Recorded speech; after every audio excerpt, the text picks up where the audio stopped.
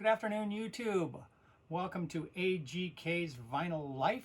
I'm your host, Anthony K, and today is Tuesday, April 7th, 2020.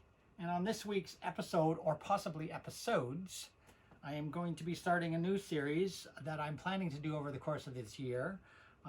Just a small handful of videos I've got laid out in my mind that I want to do. And I'm going to be calling them Connections. And what Connections is going to be is I'm going to take some of my favorite artists and show you where they started and where they are today in 2020. I'm going to go with bands that started as one band and became another band, or players from that band formed a new band, and where that band is today. That's the sort of road I want to take with these videos. So let's get into it. For you casual listeners who've never really experienced this band, I'm going to be showing you everything they've released, and I'm going to be showing you what came after they disbanded, because they are still around today, and a lot of people don't realize that they are still around today, though they are around in a different form. One of the first bands to introduce dual lead guitars, which became, of course, a staple in a lot of other bands over the years. But I think, as far as I remember, they were probably one of the first bands to do two lead guitarists playing the same pieces of music to give that a much fuller sound in their music. They didn't start out with two lead guitarists. They started out with a single guitarist. But let's get into it. The band is called Thin Lizzy, as you can see by my shirt here, which I've worn on previous occasion. But yes, Thin Lizzy, one of my top 3 rock bands of all time. Very tight band. When they played, they were very tight. Had a fairly good sized library of music. The band was formed by a fellow black Irishman named Phil Lynott and Brian Downey, the drummer. These two characters put the band together in the late 60s, 69, and were the mainstays of the band. Guitarists came and went, keyboardists came and went on the various generations, but it was Phil Lynott, who was a fabulous bass player and vocalist. I just absolutely loved what he brought to the music, and he will be sadly missed. Of course, Phil Lynott died in January 4th, 1986, after going into the hospital on Christmas 1985 with pneumonia. Unfortunately, he abused substances very badly, all sorts of drugs, including heroin and alcohol. And they took a toll on him. They affected his performing and ability to play and write things and record things. He was working on things when he passed away. But unfortunately, the abuse of alcohol and drugs ravaged his body, and he died on January 4th, 1986 from kidney failure, liver failure, heart failure, and pneumonia. So very sad, and he was only 36. Very, very sad. I remember when it happened, I was in shock, because Thin Lizzy at the time, like I said, and even to this day, are still one of my top 3 rock bands of all time. And if you don't know who these fellows are, other than Boys Are Back in Town, you need to know who this band, because they are absolutely fine rock band, made some absolutely incredible music, and certainly paved the way for bands like U2. Certainly Thin Lizzy was one of the first major successes to come out of Ireland. So you can thank Thin Lizzy for that. Where will I start? I'm going to show you everything they recorded, talk about the band members that came and went, and where they are. This is Connections, the Thin Lizzy Legacy. And I'm going to show you the band as Thin Lizzy and what became of the band after they officially broke up, after Phil Lynott died, and the continuation of Thin Lizzy. And Thin Lizzy does live to this day, which a lot of you may not know. People, like I said, that know Boys Are Back in Town, which it's a great, it was a great single. It certainly was a song that made me discover them, but a very weak song. Their library music has some absolutely spectacular works of music in it. But certainly Boys Are Back in Town got me into them, though I discovered that was really one of their weakest songs they ever wrote and recorded. So let's get into it. And let's start with 1971 and their debut album, simply called Thin Lizzy, on Decca Records. At this point, the band consisted of Phil Lynott on bass guitar and vocals, Brian Downey on drums, and Eric Bell on guitar. And they released their debut album, which is this right here. So this is Thin Lizzy's first album as it was released. Now this is the North American cover. This is a recent reissue, and it was a limited edition reissue. Actually came with an Obi strip right here. And what's special about this issue is it actually has the original. This picture right here was the original UK cover when the album was first released. This was the original UK cover. This album, like I said, was released in 1971. And this was the first cover that was released in the UK. And there's the back cover. And of course, the cover that became more well-known, because this was very limited run on this cover here. This cover. This became the cover that was well-known. People always ask about, or Thin Lizzy, what a funny name, Thin Lizzy. Thin Lizzy, of course, was Lizzy was a car. So this album, not a fantastic album, but certainly if you're a Thin Lizzy fan, you need this in your collection. If you're not a Thin Lizzy fan and you're discovering Thin Lizzy via my videos today, this would not be one I recommend as your first listen. If you become a fan of Thin Lizzy, I hope you become a fan of Lizzy after I show you this stuff. But if you become a fan, then certainly you need this for your collection just to be a completist. There were a couple great songs on here. Honesty Is No Excuse and Remembering would be the standout tracks. But they were a trio at this time. Phil Lynott, Brian Downey, Eric Bell. Their debut album, 1971, on Decca Records. From there, they went to their second album, 1972, and they were pumping out an album every single year, right through till pretty much 1983. So they have a pretty extensive library. Their second album, Shades of a Blue Orphanage, was probably on the same fare as their first album. I don't like it quite as much as their first album. I think they were experimenting, trying to find their place. Same lineup of Phil Lynott, Eric Bell, and Brian Downey on Decca Records once again. And this is a recent reissue with the Blue Decca label. Songs that I would recommend off of this one.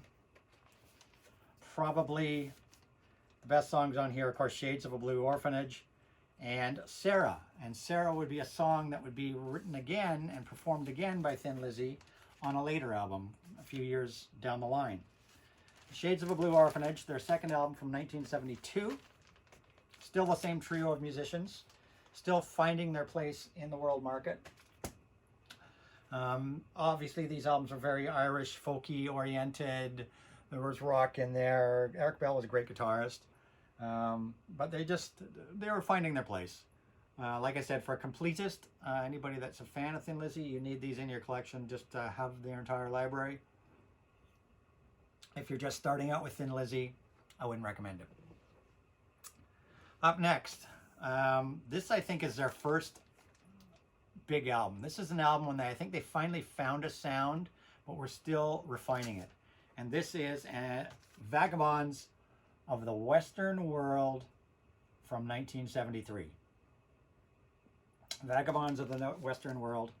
Philip Lynott, Brian and Eric Bell once again, and this would be the last Eric Bell album. If I remember right, this would be the last album that Eric Bell would be on. It would be the last of the trio. Fantastic comic cover art. I just love this cover art. One of my favorite covers, I think, of all covers out there. I just thought it just was a great cover. Certainly early 70s. And this is another recent reissue pressing. And this one was, had liner pictures right here and lyrics. And this also on the Decca label.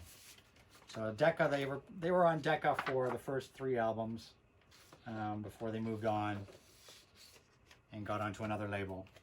But this was the album that changed them. I think this is a great album. This is, it still wouldn't be one of their first ones I would go to.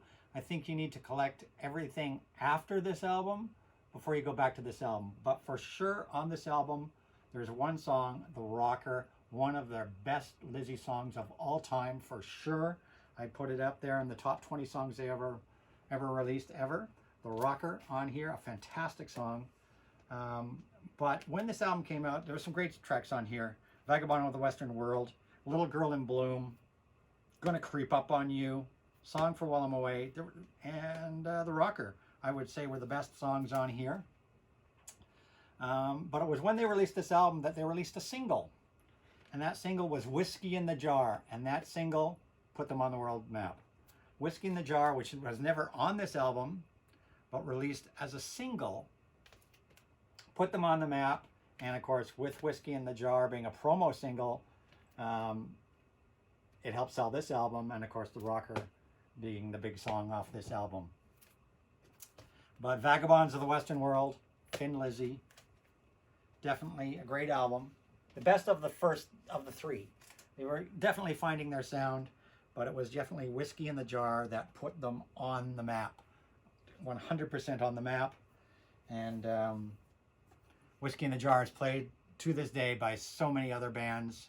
Metallica did a tribute on their Garage Inc. LP and play it live whenever they do shows. They do Whiskey in the Jar as a tribute to Phil and Thin Lizzy.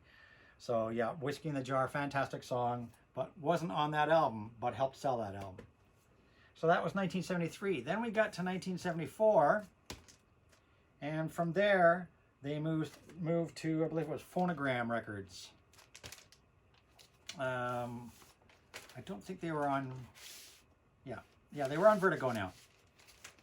So at that point they went to Vertigo Records, Phonogram Vertigo Records, where they would stay. And their fourth album was from 1974, and it was called Nightlife. And it was the first album to feature the new Thin Lizzy lineup. Eric Bell had left the band after Vagabonds of the Western World, and two guitarists were brought into the band. Scott Gorman and Brian Robertson would join Brian Downey on drums and Phil Lynott on bass and vocals. So Scott Gorman and Brian Robertson would start the dual lead guitar trend, and they were pretty much the core of the band for the next few albums. Brian Robertson would leave the band a few albums later, and he would be replaced. But this particular lineup of Gorman, Robertson, Downey, and Lynott would catapult the band forward. And this is Nightlife, just like my shirt here. Another fantastic album cover, for sure. Fantastic album cover. Their album art was great. And this would become the Thin Lizzy logo for years to come. This Thin Lizzy logo stands today for the band. This was the introduction of the Thin Lizzy logo. And please make note of the font and the style of this lettering, because I'm going to be showing you an album later on, and you'll understand when you see it. So this became their logo that they used on pretty much just about all the albums, not all of them. I mean, they did change the logo up, but whenever they toured, this sign would be hanging behind them, behind the drummer, up on the on the screen, up behind the stage, and this would become their logo, Thin Lizzy. So this album, Nightlife, not a bad album. Still not to their. I wouldn't buy it. I would buy everything after this album, before this album, then maybe before this album I'd buy Vagabonds of the Western World. If you're looking to get into Thin Lizzy and you don't really know much about them other than Boys Are Back in Town. There were some great tracks on here. The standout track was, there was Sha-La-La-La-La, very popular song that they played a lot in concerts. But the standout on here is Still in Love with You, a very long ballad, absolutely one of my all-time favorite Lizzy songs. Always played it in concert.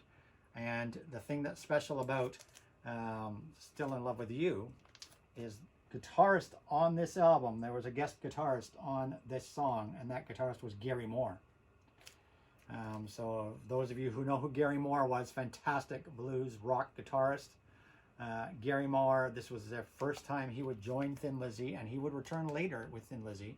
But Gary Moore playing on Still in Love with You, Worth the price of the album right here. Fantastic song. Definite must-have in your collection. Thin Lizzy, Nightlife from 1974. Then comes 1975. And their next album, which would be their 5th album, this was pretty much their breakout album, although the next album after that would be their mega album. But this album, a definite must-have in your collection, is called Fighting.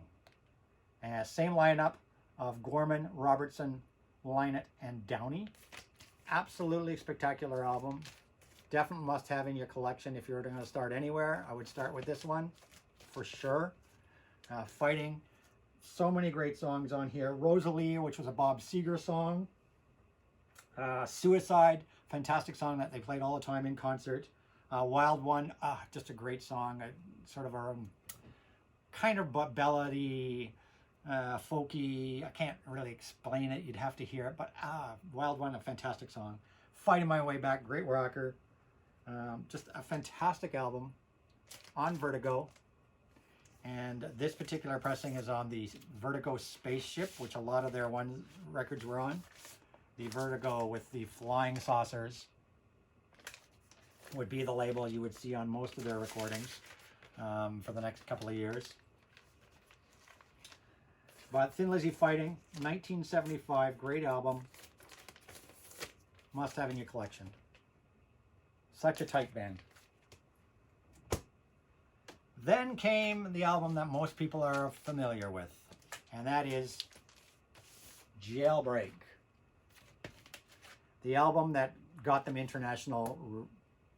recognized internationally. I have a couple different versions of this because they changed the cover around a couple of times. Basically the same cover, but one it was like a slide-in thing, and then this one you'll see as an opening. There were 3 different covers that I know of. One where this picture was solid, another where you slid the inner cover out and it would pull this picture out, and this one which was the original. This is the original first way the album was released, where this was actually a window. And once again with the fantastic comic art like they had done on previous albums. Thin Lizzy Jailbreak, and it would open like this with the members of Thin Lizzy making their jailbreak. That's the original cover. There are different versions of this cover. This is on the Vertigo, and this is a UK press. UK first pressing with the Flying Saucers. This is the first pressing from the UK, 1976. This album, Jailbreak, the album that made them famous. And this album had, of course, The Boys Are Back in Town. But the real standout songs on here were the Cowboy song, always played in concert, an absolutely great song. Every song on here was great. Emerald, a fantastic closing album rocker.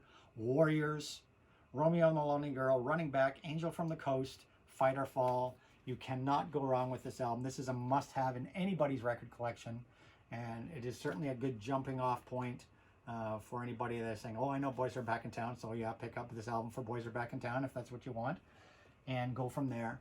But this is a stellar album all the way through and really showcased their sound. Same lineup, Lynott, Gorman, Downey, and Robertson. Must have in your collection. That was 1976. Also in 1976, because Jailbreak, and the title track on Jailbreak, oh, fantastic.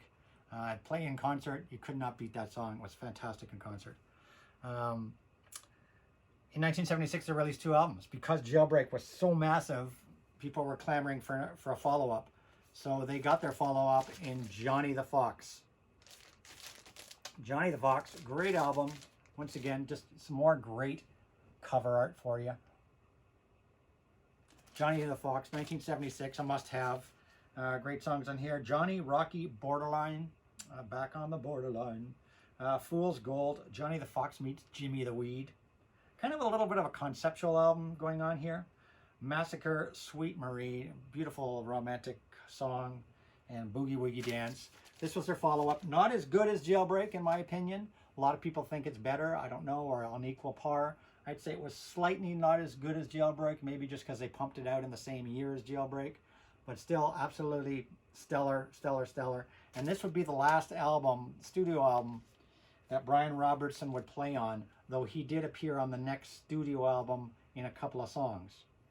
But at this point, he was already going out of the band. But that's Johnny the Fox. After Johnny and the Fox, they released, we have here, Bad Reputation. This is a UK import press that I've got here.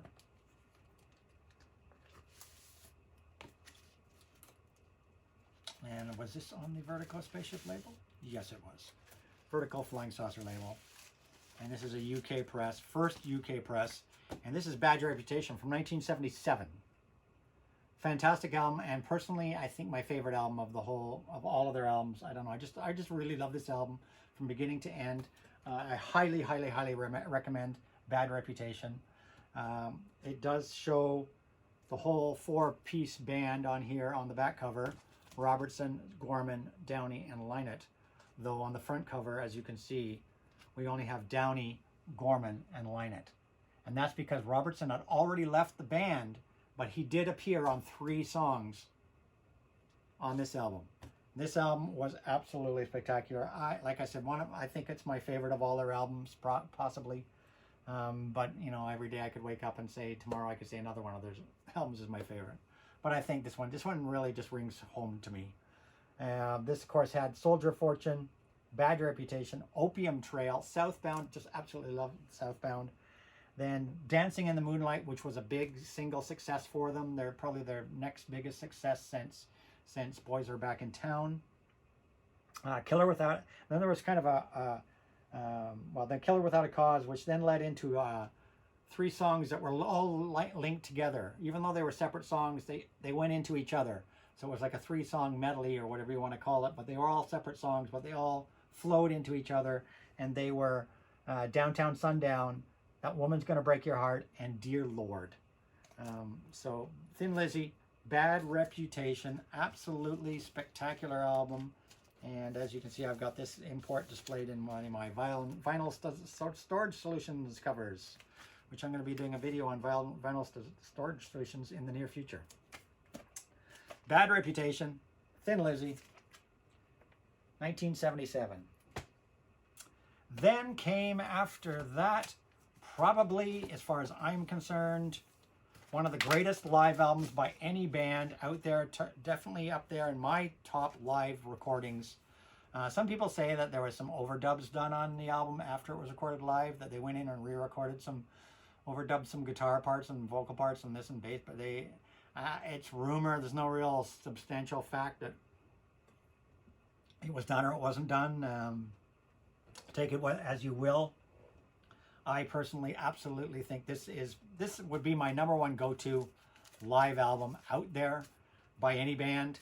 Just an absolutely spectacular performance, song selection, and the band played so tight on this album. And this album is Live and Dangerous, double live LP, Thin Lizzy, Live and Dangerous. And this was from the this was recorded over their Johnny and the Fox tour of 1976 and their Bad Reputation tour of 1977. And some of the songs were recorded right here in Toronto, one of their stops here in Toronto. Fabulous album. Each sleeve had lots of pictures on each of the inner sleeves, lots of pictures. But yes, this is a live album that you should have. I don't care who you are. This is a live album that everybody needs in their collection. That front cover picture of Lynott just shows you exactly what you're getting with Thin Lizzy when they performed. And this album, this cover picture, I think sums up how rockin' this album is. And there they are live. They're absolute must-have in your collection. Definitely. Thin Lizzy, Live and Dangerous. And next on the list, this album right here. So that was 77. Then in 1979, there was a 1-year pause. Black Rose was released. This is a record store day from last record store day release, which I was blessed to get because it was only released in the UK. But I managed to get one sent to me because it's a double LP. The second LP is a demo version of the entire album. An alternate version, an alternate mix of the entire album. It's the demo version of the entire album. And there is the sleeve for the main disc. This album got some very, very, very big success over here. Had another big chart topper in Waiting for an Alibi. But this thing was great through and through. Do Anything You Want To, Toughest Street in Town, S&M, Waiting for an Alibi, and remember I talked about Sarah from from way back, from their early album? Well, Sarah is on here again.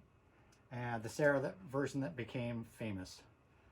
Got to Give It Up, which unfortunately Phil didn't give up the drinking and the drugs, and that's what led to his untimely death. But the song about that particular situation, Got to Give It Up, is on here. Get Out of Here, With Love, and the epic, almost 10-minute long, Black Rose, a rock legend, Rosendub in Irish. I don't know if I'm pronouncing that right. But Black Rose, a rock legend, an absolutely spectacular song. Now, if you look at the back cover, you'll see some different faces there. And that's because Brian Robertson was gone and Gary Moore was brought in as a guitarist on this album. So Gary Moore returned to play guitar on this entire album, as he and Phil were friends, longtime friends. So the lineup became Gary Moore, Scott Gorman, Brian Downey, and Phil Lynott. Black Rose, a rock legend. Absolutely spectacular. Must have, must have, must have. I would say if you're going to buy 2 albums to start, I would buy Jailbreak and Black Rose as your first 2 Lizzy albums. Bad Reputation, although it's my favorite album, I would maybe buy 3rd. Just because. Well, let's continue. That was 1979. So from 1980, we would have Chinatown. This had a moderate success single from the title track called Chinatown, and another one called Killer on the Loose, which was about Jack the Ripper. But there were some great songs on here. We Will Be Strong, Chinatown, Sugar Blues, Didn't I, Hey You, Chinatown, more great cover art. And Gary Moore had stepped in for one album, and then he left. He did Black Rose, and then he left the band. And so we got another collection of players in here. And his replacement, I believe, at this point, was it just the one fellow? I believe it was just the one fellow. It was Snowy White. Joined the band, replacing Gary Moore. So we had Snowy White in the band at this point. And we also had brought in a person by the name of Darren Wharton, who did keyboard work, who to this day still remains with the band. But yeah, Chinatown was the collection of Downey, Lynott, Gorman, Snowy White, and Darren Wharton on keyboard. The first time they had actually put a keyboardist in. Great album. 1980, Chinatown. Also from 1980, at that point, Phil was wanting to do some solo work. So, is this one 1980 or 81? This is 81. We'll leave that for the next video. So, Phil wanted to do some solo. He was itching to do some solo works. So, in 1980, he released his first solo album, and it was called Solo in Soho. I'm going to leave it off here at Solo in Soho, and I'm going to be talking more about solos. I'm going to be starting off the next video talking about Solo in Soho and going from there. But the last thing I'm going to show in here is also CD versions really quickly. If you've collected all those vinyl versions of those albums from 1971 to 1980 by Thin Lizzy, and you love them, which I do, If you want to be a completist in the Thin Lizzy catalog, then you need to actually pick up their remastered recordings, special edition CDs that they released a few years ago, because they are absolutely stellar and a must-have in your collection. And not just because you're going to have the album on CD, it's because every one of these albums came with a bonus CD containing BBC live recordings, demos, mixes, singles, B-sides, everything that was going on during the production of each album. So we have Vagabonds of the Western World. This is the double CD version. Like I said, the second disc is all bonus material, so a must-have, a must-have.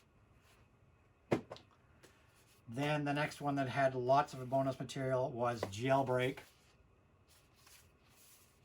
I would highly recommend this to fill in your holes in the Jailbreak collection, because there's a whole second disc, once again, of demos, alternate takes, live BBC sessions, B-side singles, everything you could want to complete your Jailbreak experience. Then the same thing goes with Johnny and the Fox. Johnny and the Fox, 2-disc, second disc full of extra material. And these discs are packed, because not only does the first disc have the album, but some of the first discs even had bonus material on them as well. So a wealth of bonus material here, all great stuff. Like I said, live recordings, B-side singles, all the same thing, everyone. Johnny and the Fox, must have. Then comes Live and Dangerous. And I'm so happy to have this one, because if you really like Live and Dangerous, then you need this package here. You need this package right here, because it has the album, but it also has a DVD film of this same performance. And one of my favorite concert performances to watch anywhere. So not only do you get Live and Dangerous, the full album, with bonus tracks. Once again, there were some extra tracks, once again. But you get the actual concert on DVD to watch as well. Live and Dangerous. Bad Reputation, with bonus tracks. This was only a single disc one, but it did have the original album plus bonus tracks. Black Rose, similar to, it's actually similar but not to the Record Store Day LP, but this one actually doesn't have, like the Record Store Day LP has a demo version of the entire album. This actually has singles and B-sides and live recordings, so a must-have. Black Rose. Chinatown, same idea. Second disc full of extra material. And that's it to 1980.